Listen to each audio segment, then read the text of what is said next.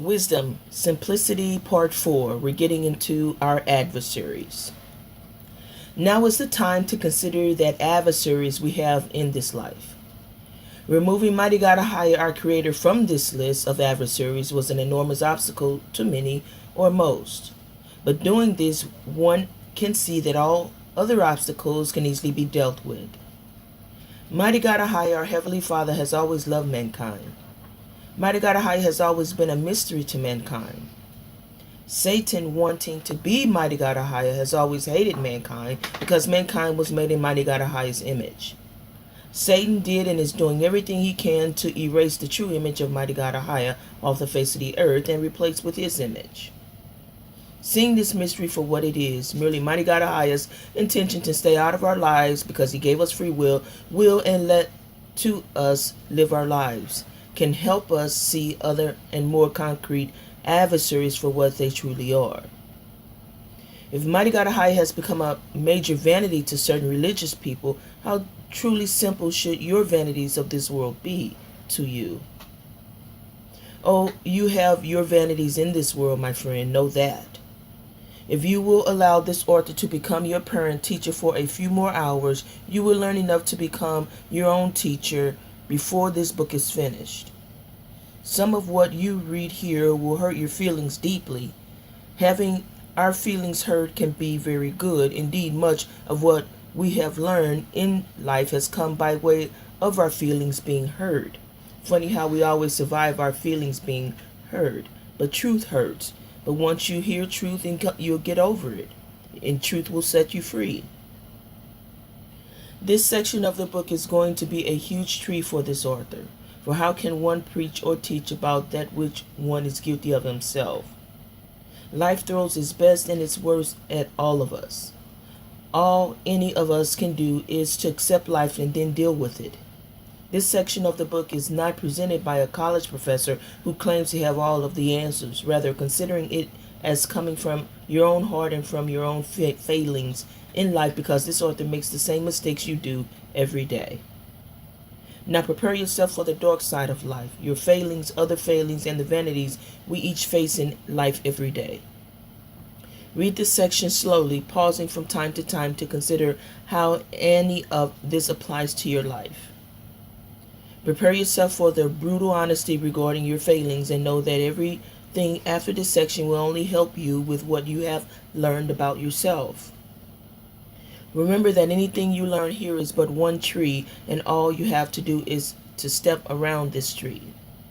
This step will indeed require a decision on your part and a conscious effort on your part to make changes, but change has always been a good thing when we have thought about it and made it happen according to our designs. Let's talk about greed. Greed fills a void in our lives. Regarding anything lacking in our lives, greed is our way of filling that void. Consider a child. Children only seek happiness and joy for the moment.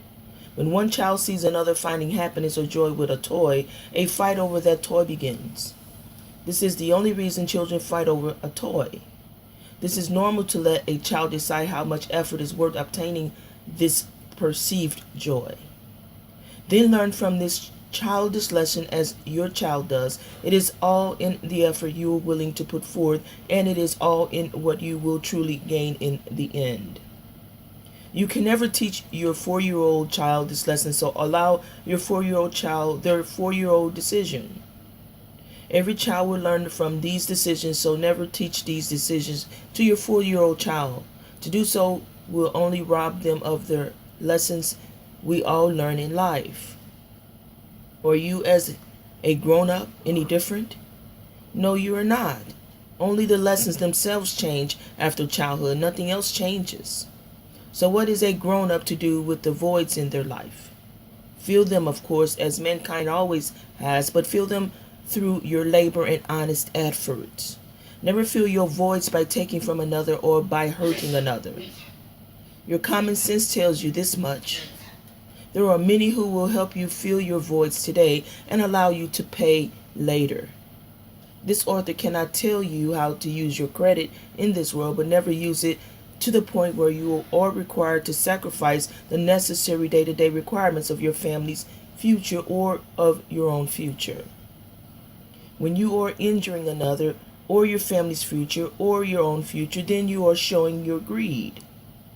There is nothing wrong with lowering your standards regarding the vanities of this world. Any void in life that is filled by greed would only give a momentary and fleeting joy.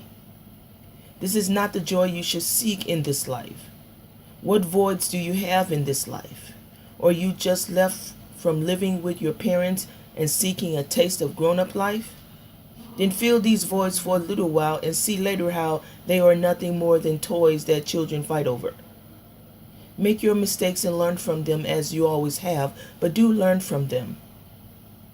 You will find others who spend their entire lives chasing greed, drugs, alcohol, and sex. It will seem that these people are always trying to prove something to themselves and this world. But the truth, quite simply, is that they never filled this void found in their life so long ago. This is why they have not failed.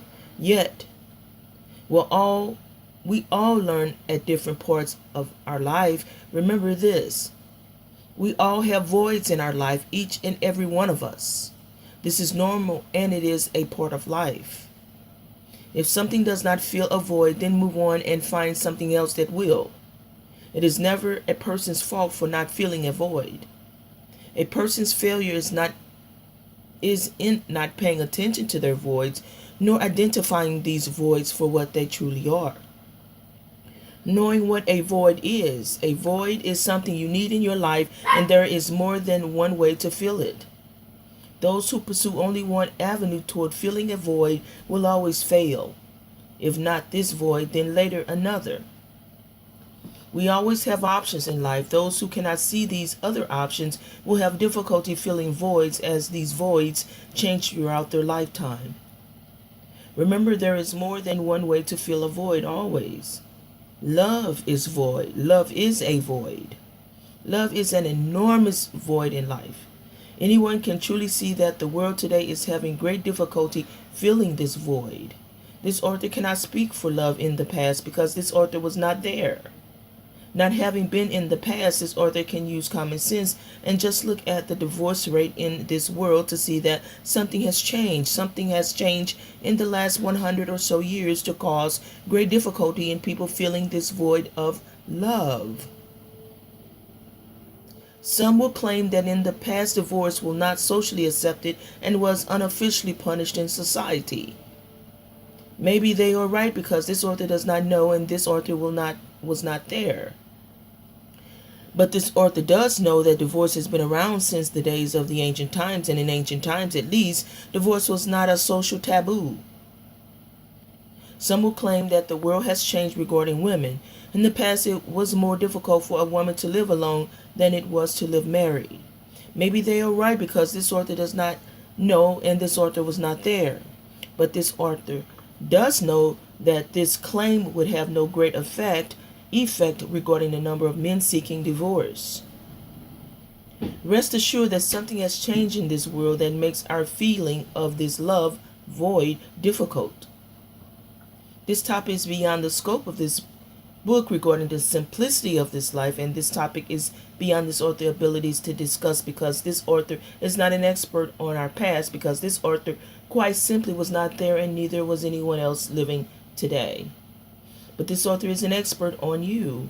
This past is gone, so look toward your future. Or the past is gone, so look toward your future. Think today about what will help you tomorrow and do this wisely. You, this author, and every other person in this world has a void to somehow fill in their life regarding love. Read that word again, somehow. The choice is yours. The decision is yours. The avenue, or more wisely, the avenues chosen are yours. You will make mistakes, yes. Will you fail? Well, were you a failure as a baby? Were you a failure as an adolescent? Were you a failure as a young adult? The answer to these is an emphatic no. But something has changed. What has changed? You no longer have anyone else or anyone helping you as you did when you were young. Think about this. This is all that really has changed in your life to accept this and start deciding your own future. It really is that simple, but you have to do something to make this happen. You cannot just let it happen or wait for it to happen. You must think about your future without greed, and when you finally do something to fill that void, you must change your thinking, your decisions to include that somebody you just found to fill your void, and you must do this too without greed. Anytime your decisions do not reflect upon the care you have for your spouse and or your family, then something has changed. You are getting the gist of this conversation regarding any time this author uses the phrase something has changed. This author cannot tell you what has changed. Only you can decide for yourself what has changed, because this is your life. Now rest assured that whatever has changed absolutely came from your greed in life and your attempt to fill that void. Do not allow yourself to fall into the trap of making excuses that so many others make. This author could care less about your excuses, and so should you care less about your excuses. My husband or my wife stopped caring. My husband or wife spent too much time doing this or that, so we grew apart. These are but a few pathetic examples for the failures of marriage. Then there is the granddaddy of all excuses. My husband or wife cheated on me. Every excuse ever made regarding divorce comes down to something has changed and it's not my fault. All of these events occurred long after decisions were made regarding the future of this marriage. These people either ignore their changes or fail to identify their changes when these changes were fresh or had just happened. Know that they thought about it but did not do anything about it. In either case, these people failed to make a decision regarding those events which they clearly saw happening. Even a child is comfortable making decisions regarding events they do not approve of. It may be a childish decision, but they will do something about what they observed in this life. My friend, an excuse is many things in this life. An excuse is not simple because an excuse hides many, many truths. Because of this, an excuse is never a good thing. Know that every excuse you ever made became a tree that you planted in front of yourself and then blocked your view of that beautiful forest. Here are just some of the things excuses are. An excuse is our way of hiding our failure. Young children are incapable of this. One example. My husband or wife cheated on me. This excuse shows that this problem was never addressed before it actually happened or while it was actually happening early on when the signs of trouble should have been detected and dealt with. An excuse is our way of hiding the real truth. One example, I was fired because my boss hated me. The truth more likely is that this person was constantly late and did less work than those around them, when this person should have noticed these differences early on and realized that they did not care about their job. An excuse is our way of quieting our conscience, which is now screaming at us. An excuse is our way of ignoring life, and an excuse is our way of never having to try harder. An excuse is the opposite of an answer. Even a child can come up with an answer. It may be a childish answer, but they will give it to you. Regarding adults, anytime a person answers is along the lines of, I should have known better, I should have seen it coming, I didn't think about that, or just plain I made a mistake, then this is a person who did not let greed or selfishness get in their way. This is a person who made a mistake, saw their mistake, and most assuredly will learn from their mistake. This is a person who can face the truth and remember what they have learned. Finally, this is a person who knows they should never stop learning from their mistakes. A person's excuses will show you much about them, but a person's answers will show you so much more, including what is in their heart and where they believe their future lies. Enough cannot be said regarding a person who is able to face their decisions, face their mistakes, and then speak the truth regarding both. The details matter not, because in the end, the truth is that their details are only spelled differently than your own. Nothing more. Nothing more. What we are taught. The values we are taught in our life can become our greatest adversary in life. This is because we normally accept teachings only from people we trust regarding this or that. One classic example is Sunday morning television. We all at one time or another have turned on our television and heard journalists giving their expert's opinion regarding this or that. A journalist is someone who has been trained to go out into this world and seek the words of others or to report upon what they see. A journalist is an information gatherer and nothing more, but because we become accustomed to seeing them on television, they believe we should trust them. So they gather every Sunday morning on television and try to teach the world something as if they know anything. Learn this lesson regarding your vulnerabilities also. A journalist never had to decide to run for office and allow another holding opposing views to scream in their face that which they held dear to their heart.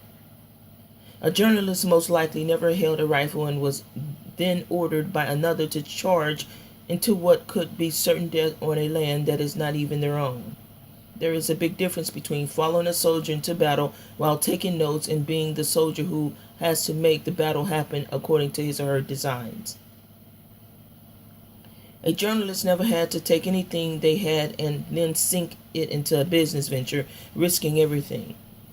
A journalist never had to put a pen to paper and cause their own retired parents' income to go down in order to secure the future of many lives due to terrorism. A journalist never had to take X amount of money and divide it up toward the good of all. These were but a few silly examples. A journalist has never had to expose their entire life to this world, never had to change into a certain death because their nation and our future demanded it, never had to spend money to make money, or never had to make a single decision that hurt some for the benefit of others, but there we sit on Sunday morning listening to them, judging or judge others as if they know anything. None of this is the journalist's fault, rather it is our fault for not guarding what ideas, truth, and decisions enter our mind. We turn on televisions on because we have nothing better to do. This is our decision and our mistake. Let them preach their vanities all they want. Just guard yourself from them as you would a rapist or thief on the street. There is no difference in the danger surrounding you. Journalists rape us with their conclusions and rob us of our ability to decide for ourselves. When someone speaks to you regarding anything, always consider who it is that speaks to you. This was but one easy example, so what about those people we truly hold dear in our lives? We are taught much in our lives. Our most impressionable years were spent listening to those in whom we had no choice to be with, our family.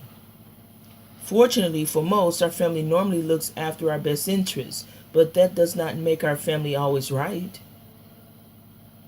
Our family, the family we grew up with, is our best source for preservation, physical preservation. Our family will help keep us breathing, eating, and living. But, and this is important, our family will not always have our best interests at heart regarding our values. Families by nature assume the role of us against the world. Cherish this because it is truly valuable, but remember that your family might not be right concerning the role others, black, white, Oriental, rich, or poor, might play in your life. Your family might not be right concerning the taking of medicine or other supplements every time your body does not behave perfectly. The human body is a complex system. There will be small variances along the way, hiccups or bumps in the road, some might say, but your body has been programmed to fix most of these. Yes, family will keep you eating, drinking, and breathing in your life, but only you can decide what you will truly care about in this life.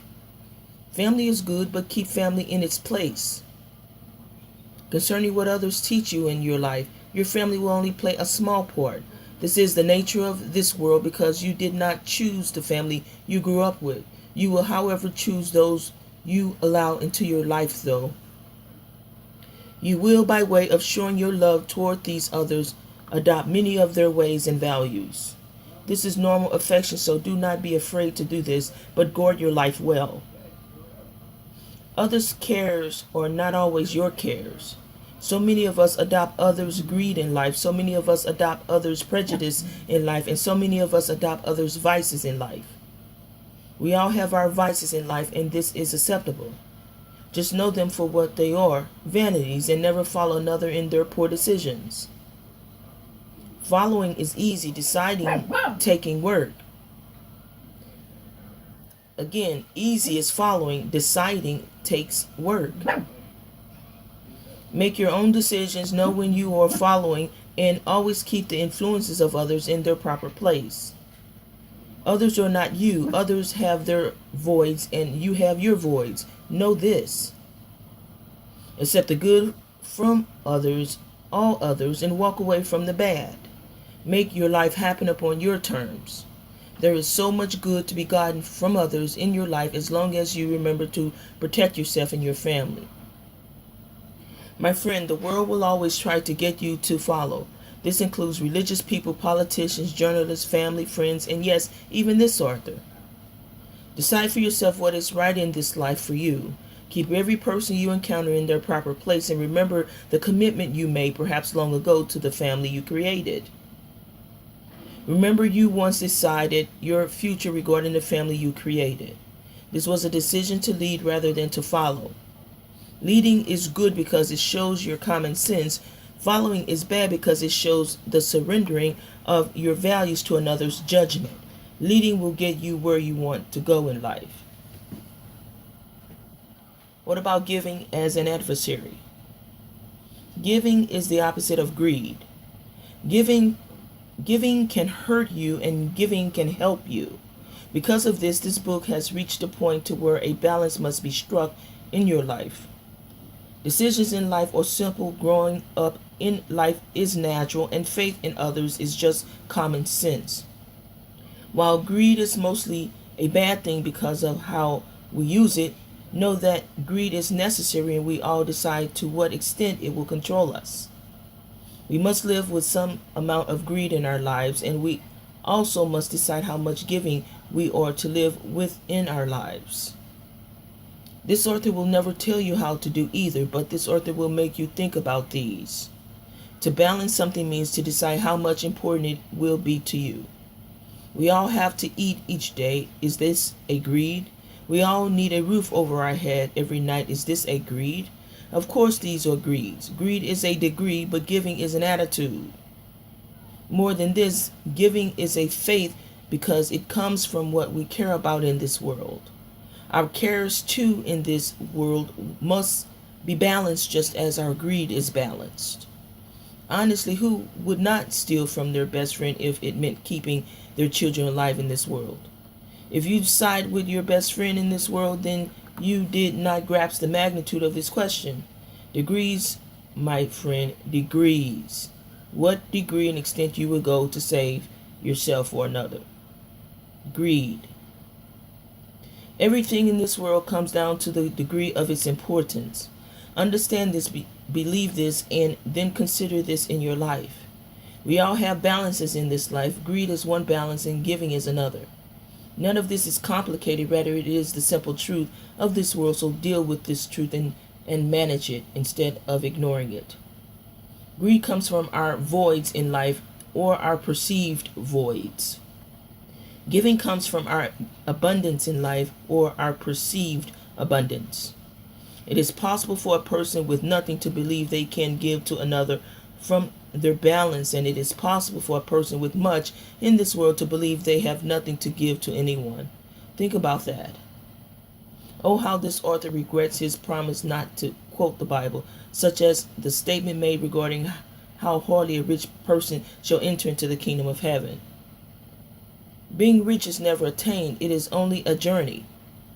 Very few people will ever claim to be rich, but many will undertake the journey. Being rich is a state of mind. Being rich is a pursuit in this life. And finally, being rich is a perception in this world. All of these can be said for being poor also. Likewise, giving is only one perception in this world. A poor person truly can give as much as a rich person in this world, for giving is merely one's way of striking a balance in this life. Common sense tells you this much. You might not like what your common sense is telling you right now, but it is not lying to you. Your common sense will never lie to you. This book is being read right now by people covering the entire socio-economic scale of life, each reader thinking of how to strike some sort of balance in their life. While it would be easy to preach vanities to the rich, no such words should be found here. Rather, consider your time, consider your body, and consider your life. Is your time so valuable that you cannot afford to spend a few evenings or weekends doing something for someone else? Is your body so fragile that it cannot raise an arm to strike a hammer against a nail while helping a victimized family rebuild its house? Is your life so precious that you cannot give just a little piece of it to some child who has no life, or to some elderly shut-in who has no life? Yes, this includes neighbors within walking distance of you. And yes, it includes total strangers. No matter your condition, rich or poor, you have your time, your body, and your life. If you are anything like this author, you are not using these anyway, so give from these in order to find a balance in life. If nothing else, keep what you have earned in this life by way of your labor, but give from what you have been giving, your time, your body, and your life, for you have no part of these before you were here. My friend, greed fills voids in our life. Know this to be true. Giving is an attitude in life, but knowing that giving can fill the same voids in life that your greed fills. The truth is that neither can suffice alone. A balance must be struck. If you are only using greed in your life, you will fail. If you are only using giving in your life, you will fail. Never be afraid of either. Embrace greed, embrace giving, and know both for what they can do for you. Never let either overwhelm you, but also never abandon either of these, or you will fail. Given the condition of today's world, put your efforts more into giving, because our greeds of today will always take care of themselves. You might have noticed that very few details were given here regarding greed and giving. To do so would only be this author's preaching his vanities to you. No, you must fill in the details yourself and for yourself. This author has complete faith in each reader being able to fill in the details of their own life regarding this balance. This author has complete faith in every person knowing right from wrong, being able to use their common sense and knowing the truth of their own life. Returning to the example of what we are taught in this world, this author would never presume to accept the role of some journalist making all of your decisions for you. Your decision should be the excitement of your life and no other person's, this author included. What about mistakes? This book opened with the word decisions, for what word could better describe the life we live in this world? The word decisions can only be accompanied by mistakes, because these two words wholly are our course in life. We were put here to make decisions, and we were put here to make mistakes. Your dictionary will not tell you this, but the term growing up means to make decisions, examine your mistakes, and then learn from both. Your dictionary will not tell you this, but your common sense will. Never be afraid to make decisions. This is easy. Never be afraid to make mistakes. A bit trickier, but still easy. Never be afraid of learning from both. The sole reason for this book regarding the simplicity of this life. If you ever consider your own decisions or mistakes to be a tree blocking your view of the forest, then you are missing the point of this book. Again, if you ever consider your own decisions or mistakes to be a tree blocking your view of the forest, then you are missing the point of this book entirety. Embrace your decisions and enjoy your mistakes, because you are absolutely required to make both. Know that you will never be judged by the decisions you make in life, and you will never be judged by the mistakes you make in life. You will be judged by what you learn from both, and also what you do afterward. This is the failure of religion in this world, for it shows their lack of patience and their lack of tolerance in others. Also, this is the failure of people in today's world, for it shows the same. So many in this world would judge others by their decisions and their mistakes. So many people live for the now and cannot see the lessons others learn. Only the patient will wait to see what others do after their mistakes. Only the patient understand that others' actions will quickly show to the world what they have learned. Funny how the patient people of this world see results quickly and the impatient see nothing even in the long run. Regarding patience in yourself, this must come first in your life. If you are to ever understand this mistake of others, you must first understand your own mistakes. Mistakes are the natural results of making decisions. Again, mistakes are the natural results of making decisions. Do you believe that you will ever be so perfect as to not make a mistake? Of course not. Your common sense tells you this. Can you learn from your mistakes? Of course you can. You have been doing this since you were a baby. Now, comparing your mistakes to the mistakes of others is the worst thing you can do. Only the details change. The mistakes are identical otherwise. Comparing the lessons learned is the best thing you can do in this life because it forces you to look beyond the act, and this is patience. The moment you decide to wait and see what other persons does about their mistakes is the moment you decide that there may just be a flicker of hope in this world regarding your own failures. Once you reach this point, remember the following paragraph, for this is what will keep your life simple. Patience. It means so much and it means so little because we cannot measure patience. Just like the word faith, you will never be able to decide how much patience you should have in others. With faith, you can decide how much you care about others. Likewise, with patience, you can decide how much you will tolerate in others. Tolerating is easy for us to understand. There are some people and some acts in this world that absolutely cannot be tolerated even once. This is easy for us because our common sense understands tolerance and caring. Regarding someone who kills another or injures a child, common sense tells us to not tolerate even one instance of this. But with others' mistakes that we ourselves make, we are required to show them the same tolerance that we in the past have allowed ourselves by way of our own mistakes. If you can tolerate your own mistakes long enough to allow changes, then you can tolerate others' mistakes long enough to allow them to make changes. This is patience, this is common sense, and this is simplicity. Your common sense also understands patterns or repeated mistakes. When a person continues to make the same mistakes over and over again, this person is telling you and the world much. If you yourself continue to make the same mistakes over and over again, then you are telling the world a lot about yourself. More importantly, you need to think about why you do this and why you are not learning from your mistakes. Your answers lie somewhere within this book you now hold or listening to. My friend, mistakes are just trees, and trees belong in the forest. If you try to cut down this tree, you will spend your entire life doing so. Your mistakes are but a tree. Just step back from it or go around it. The mistakes others make are trees also, especially if these mistakes act against you. In this case, they are big trees, ugly trees, sick trees, and dangerous trees. No matter how much you want to, do not cut these particular trees down because the effort will consume your life. Step back, step around, but in either case, go on with your life and allow others to make their mistakes. And we're going to stop at that part 4 of simplicity wisdom. Thank you for listening.